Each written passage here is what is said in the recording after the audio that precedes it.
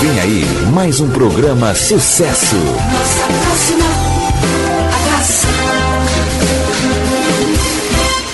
A partir de agora, ele apresenta o programa Verdade Presente, com Francisco Dias.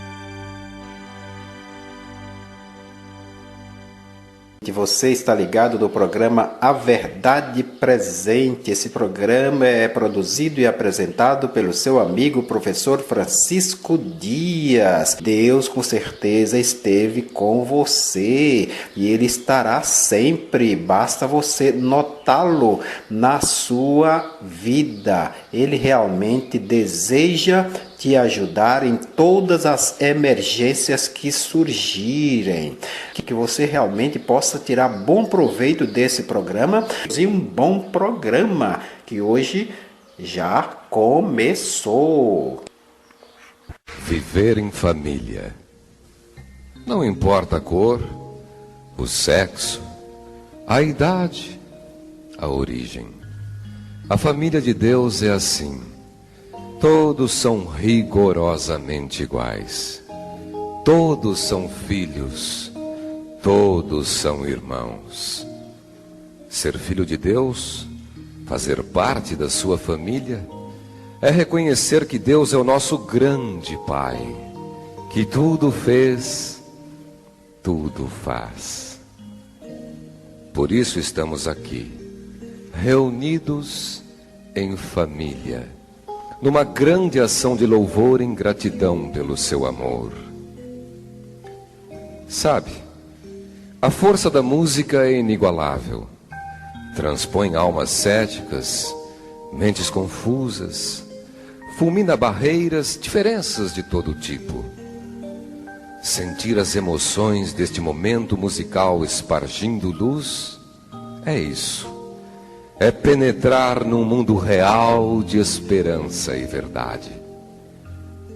Pode ser que você tenha 1000 motivos para se sentir indiferente às mensagens aqui apresentadas. Mas de uma coisa eu tenho certeza. Esta apresentação traz a oportunidade de você conhecer uma dimensão maior, incomensurável, transcendental. O amor de Cristo. Deixe-se envolver pelos acordes, músicas e mensagens que você vai ouvir a partir de agora.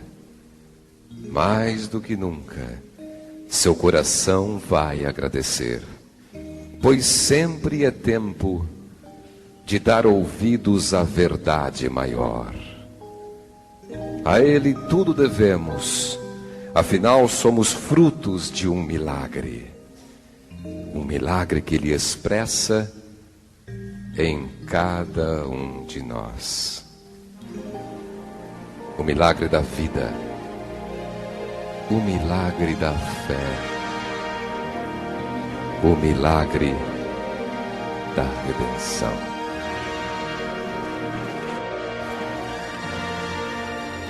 E conhecereis a verdade, e a verdade vos libertará, disse Jesus. Eu sou o caminho, a verdade e a vida. Quando vier o Espírito da verdade, ele vos guiará a toda a verdade. Tu estás perto, Senhor, e todos os teus mandamentos são verdade. Santifica-os na verdade, a tua palavra é a verdade. Que Deus possa estar reinando na sua vida, vivendo na sua vida, tomando o trono dele no seu coração, na sua mente, meu amigo. Esse trono lhe pertence a nosso Deus. Permita que ele realmente tome o seu lugar na sua vida, porque você vai ser muito mais feliz sendo dirigido pelo Deus, pelo arquiteto do seu corpo, da sua vida, do seu ser. Acredite que Deus o ama. Ele ama muito, está aí perto de você. Vamos orar a esse nosso Deus? Bondoso Pai que estás nos céus, muito obrigado pelo teu amor e pelo teu cuidado. Obrigado, Senhor, pelas bênçãos que nos tens concedido. Quero abençoar a cada um dos nossos ouvintes, lá onde eles estão, Senhor Deus. E fica conosco aqui também, enquanto estamos fazendo esse programa. Que teu Espírito Santo possa estar, Senhor Deus, reinando, pairando em cada um de nós. Em mim e também aí com os nossos ouvintes, onde quer que eles estejam. Quaisquer que sejam as suas necessidades, que sejam supridas de conformidade com a tua vontade. Nós te pedimos em nome, por amor de Jesus. Amém, Senhor. Amém. Alô, gente miúda, alô, criança. Pois é, nós queremos então cumprimentar essas crianças e para vocês, crianças, vai então a musiquinha. Louvai-o, todas as crianças, louvem a Deus, criança.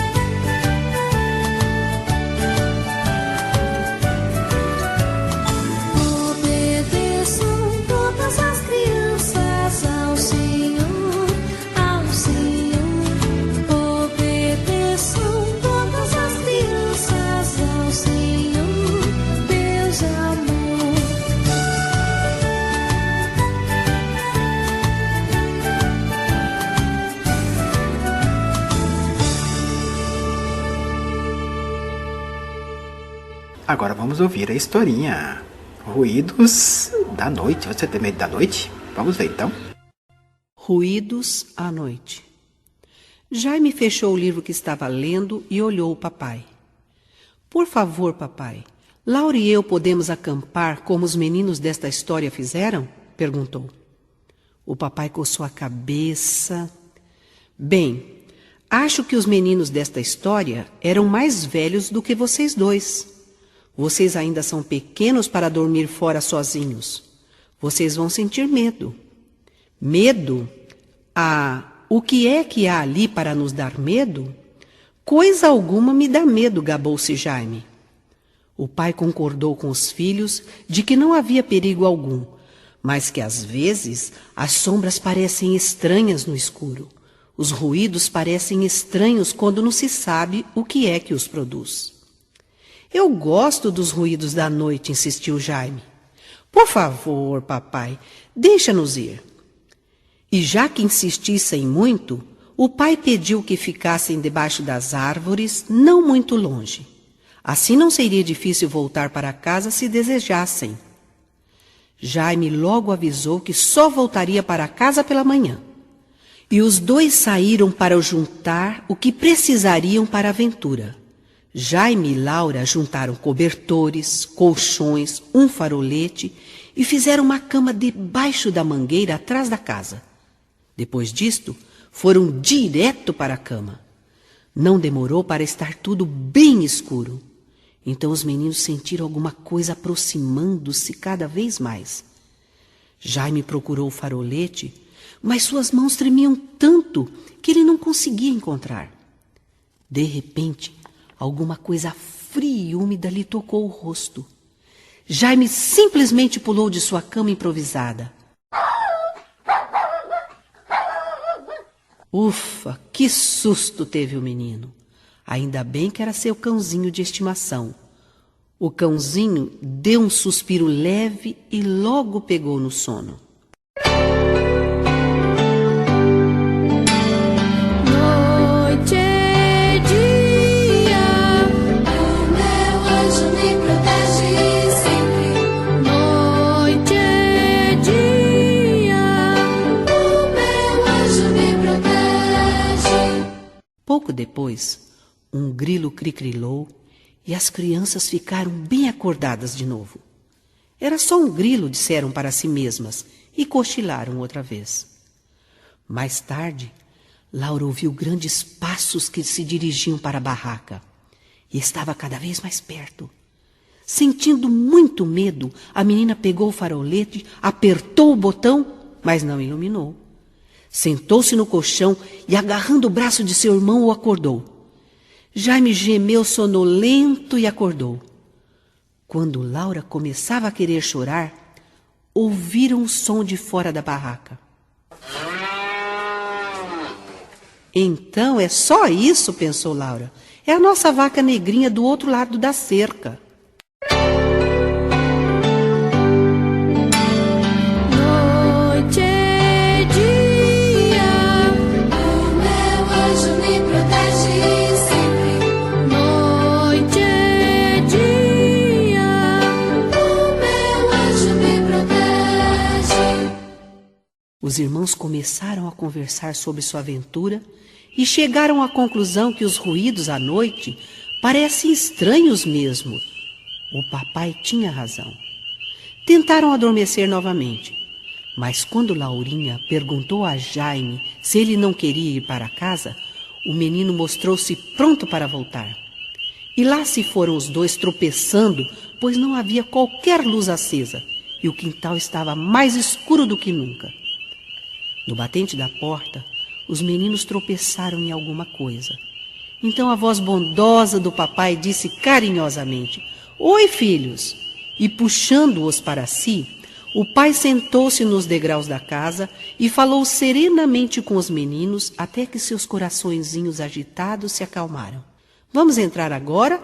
Ou vocês gostariam que eu fosse para lá dormir com vocês na barraca debaixo das árvores?" perguntou o pai. Os meninos não acreditavam no que ouviam. Claro que gostariam de continuar dormindo na barraca, mas com o papai por perto. Segurando a mão de cada um em sua forte mão, o pai dirigiu-se para os cobertores embaixo da árvore.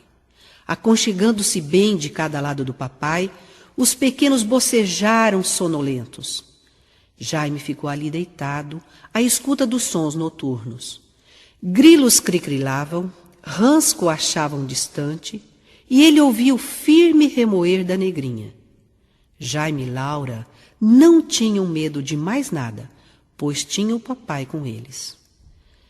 Nós também temos um Salvador que está sempre conosco. E você, criança, também tem um anjo que o Pai do céu envia para estar sempre ao seu lado. Não tenha medo, você está seguro em suas mãos. Noite